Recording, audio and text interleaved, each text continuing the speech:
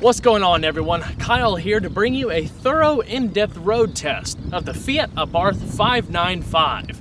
For those of you who have been following across social media and especially Instagram, I've been traveling along with the Gumball 3000 Rally this year.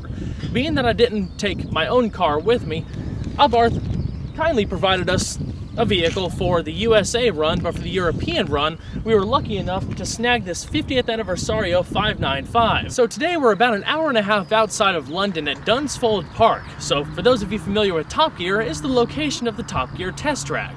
So while I have previously covered some USA spec Abarth models in the past, I'm going to be focusing more on the differences of the European version, what makes the 595 different from the standard Abarth, especially the 50th Anniversario. Now we're going to do something super special today, something that I've never personally had the opportunity to do. We're going to take this 595 down the runway for a thorough road test with tons of acceleration, cornering, and more. It's going to be really cool. Stuff that I've been wanting to do for this channel since the beginning, but now we finally have the opportunity to do it on a super cool car. It may not be a Ferrari or a Lamborghini, but man, this thing is fun. And so, without further ado, let's go ahead and start her up, let her run. Now this 595 features a pearl white matte finish exterior with full leather upholstery of a combination of white and red, with red accenting found throughout, including matte finish on the dash.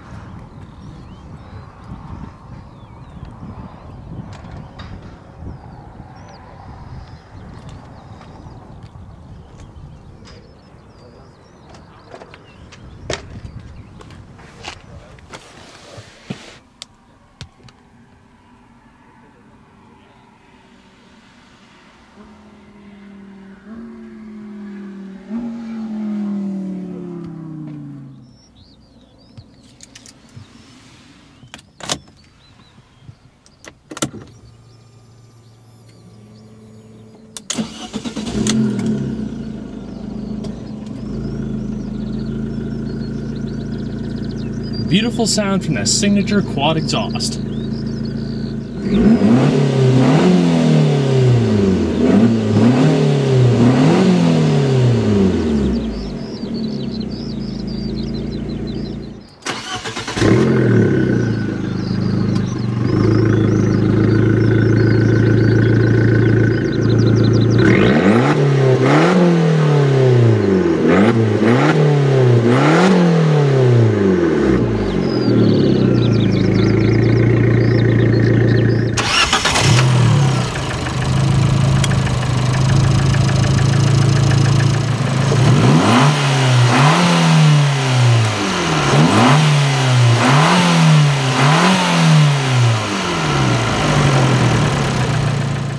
The 595 features Fiat's dual-drive electric assist, speed proportional rack and pinion power steering setup, fed through an Abarth-specific heavy-bolstered flat-bottom race-inspired steering wheel.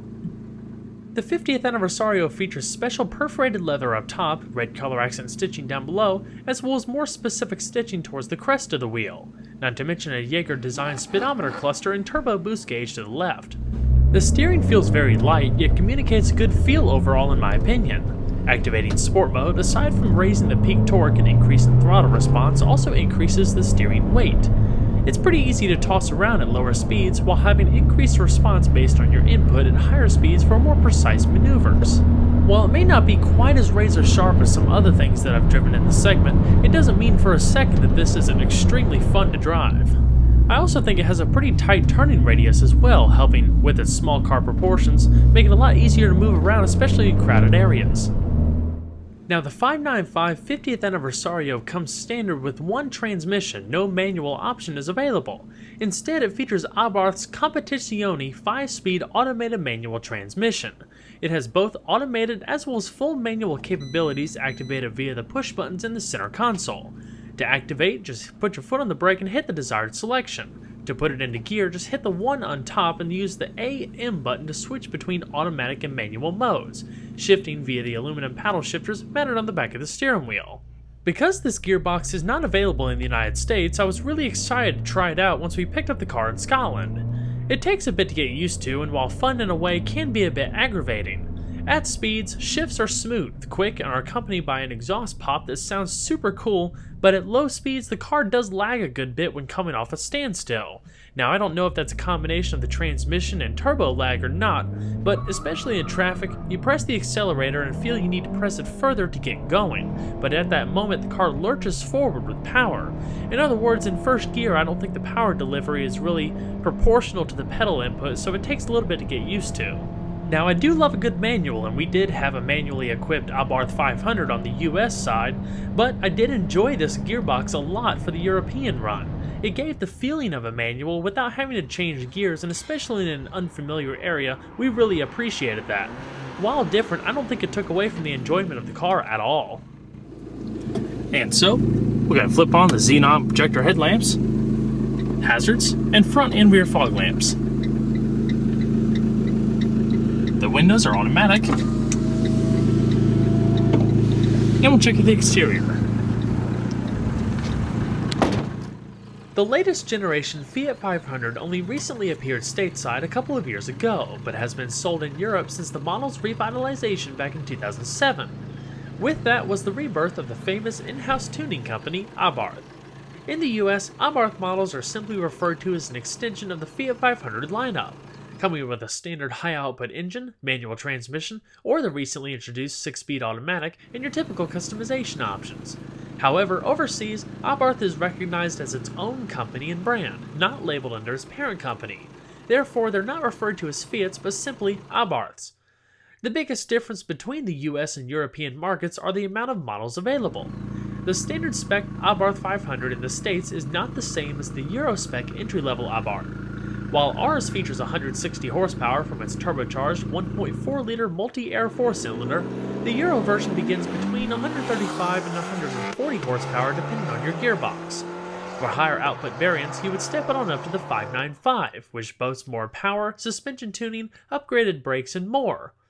The current 595 Turismo and Competizione both produce 160 horsepower, but differ in their equipment as the Competizione is more of a race-inspired variant.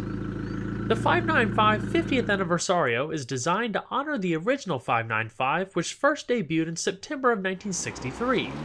Of course, Abarth and Fiat in general are not strangers to special editions.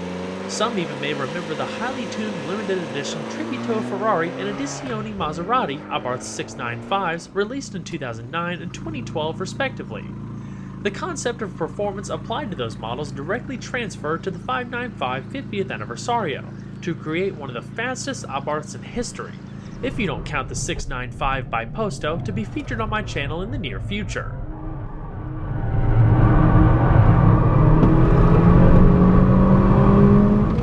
The initial detail that stands out is that this 595 is the first Abarth product since the brand's revitalization to wear the Fiat name.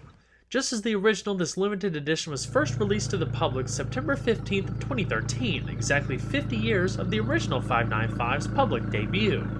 Limited to just 299 units with only 50 being made in right-hand drive, it serves as a tribute, paying homage to an icon that put Abarth on the map, setting records in performance and racing. It differentiates itself from the standard cars with handmade graphics, emblems, and medallions, not to mention a hefty dose of performance, while the body is coated in a specifically developed 3-layer matte white finish, for an end goal to reinterpret the original 595's color themes and graphics. The signature Abarth logos are replaced with retro Abarth and C badges inside and out, while the side graphics read Fiat Abarth 595. The name is also highlighted by a handmade offset brushed aluminum emblem on the driver's side of the rear hatch. Also standard are xenon projector headlamps up front with dipped and driving light functions that help improve visibility substantially over the regular halogens. The rest of the body styling is pretty much your typical Abarth, with plenty of little air intakes, scoops, and scallops, contrasting gray fascia inserts, and large intakes up in the front clip. while the rear features a more robust rear diffuser with an upgraded quad-piped dual-mode variable back pressure record Monza exhaust, allowing a higher level of the Abarth's amazing exhaust note above 3,000 RPM. I'll have a full battery of sound clips and more coming in just a second when we take it down the runway. The 50th Anniversario comes with its own set of 17 by 7 inch alloy wheels finished in 695 magnesio gray with red outer liner and red brake calipers. They're wrapped in higher rated Michelin tires measuring 205/40 at each corner. Stopping power is provided by higher performing cross-drilled floating Brembo discs, measuring 305mm or 12 inches in front, clamped by 4-piston calipers, while the rear is brought up by 240mm or 9.4-inch discs with single-piston calipers. As far as the suspension, it features an independent McPherson strut up front and semi-independent twist beam rear axle. The rest of the suspension is by Koni, which promises increases in handling with frequency selecting damping and lowered eye-box springs. The original 595 of 1963 was powered by a 595cc engine with a whopping 27 horsepower, while the latest 595 50th Anniversario begins with the core 1.4-liter turbocharged T-Jet 4-cylinder found in the rest of the lineup, but receives a larger Garrett turbocharger for a max horsepower output of 180 at 5,500 RPM, which is 20 more than the other 595 variants. That's an impressive 128 horsepower per liter. Torque is up to 184 pound-feet when activated sport mode. 0 to 62 miles an hour is achieved in about 6.9 seconds with a top speed around 140 miles an hour. While Abarth customization options seem endless, the 595 50th Anniversario features a custom-tailored interior covered in premium materials and unique accents. For the most part, the interior styling is identical to a 595 Turismo. It's also similar to the US spec with subtle differences.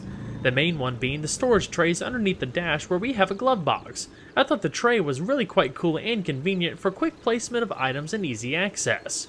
Red, as you can see, is the key theme found throughout, with padded portions across the doors that provide a nice soft place to rest your arm.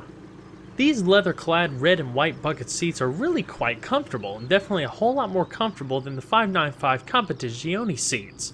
They provide a nice amount of support, not a whole lot of lateral grip, but there's plenty of padding in all of the right places to have a nice balance between sport and comfort. They are fully manual with manual height adjustment for the driver's seat, as well as striped accenting coming across the middle, side curtain airbags, as well as 595 logos stitched into each fixed headrest. There's also plenty of other unique attributes found throughout, including the Fiat Abarth 595 aluminum door sill entry guards, as well as the unique floor mats with a combination of either, I believe, leather or vinyl material and carpet, wrapped in a red piping with these unique Abarth logoed aluminum locking pins. The aluminum sport pedals are adorned with the original Scorpion logo. You have a standard driver knee airbag as well as a manually adjusting steering wheel. You'll also notice in this particular variant that the center portion of the dash is not color keyed to the vehicle, and is finished in a matte red. To the left you have another little storage pocket, turbo boost gauge to the left of the speedometer cluster which is padded with red color accent stitching, as well as a standard glass sliding sunroof to help mimic the styling of the original model. And as with any special edition, the 50th Anniversario also features a signature number plaque in the bottom of the center console. So let's go ahead and see how she sounds.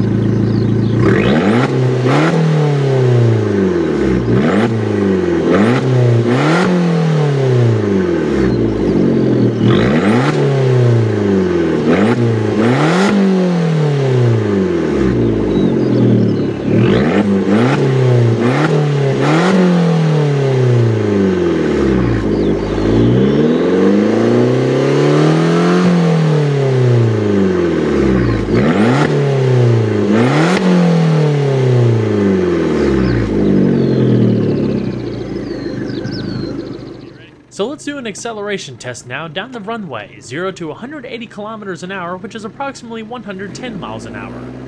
I also strapped my GoPro camera to the rear bumper so you can hear the sweet sounds of that record Monza exhaust.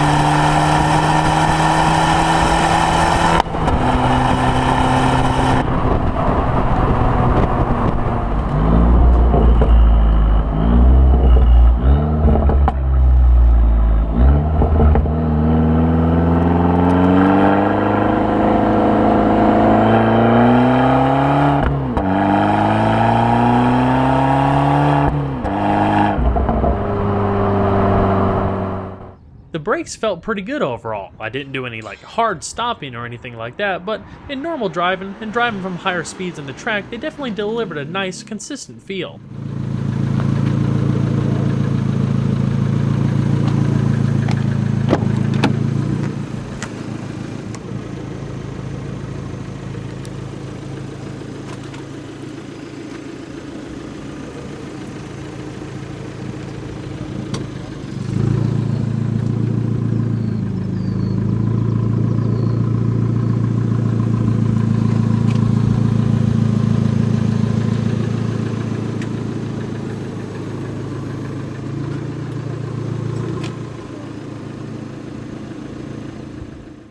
Down below in the center console, you have a little storage cubby that you can pop out by just pulling on it.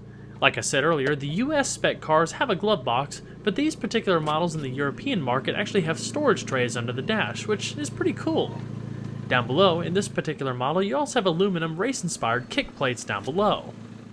The passenger seat also features similar adjustments that you find on the driver's seat, except that it doesn't have the manual height adjustment. 2 cup holders down below, a power outlet, as well as USB integration. Automatic windows and an electronic climate control system is also standard, as are front and rear fog lamps and a premium audio system that's MP3 compatible and a single disc in-dash CD player.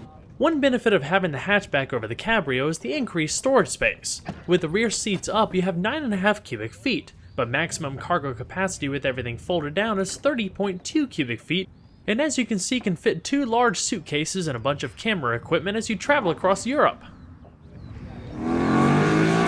Well everyone, I hope you enjoyed the in-depth review and road test of the Fiat Abarth 595. Be sure to stay tuned next time, there's a lot more where that came from.